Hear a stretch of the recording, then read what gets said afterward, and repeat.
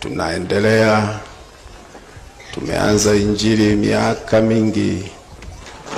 Mimi nilifunga faili la kuitwa kwangu mwaka 2000, nikafunga kabisa, nikaweka rubber band, kalikunja, nikamweleza Bwana kwamba niweke ile faili.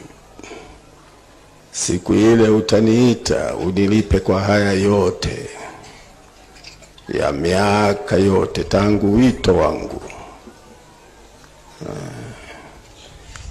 Na alafu nikasema, sasa mimi ni mzee, siwezi kwenda kama zamani, siwezi.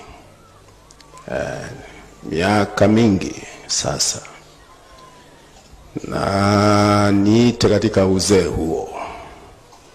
Wapo wazee wanaitwa na vijana wanaitwa.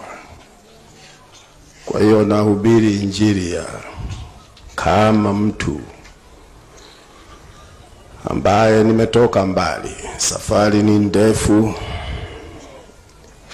ya kuchosha. Kwa hiyo nilitamani sana uzee, na nimeupata. Tena nimechukia uzee, ninatamani ujana nirudiko, kwa sababu ujana wangu niliutumia kwa ajili ya Bwana Yesu tu.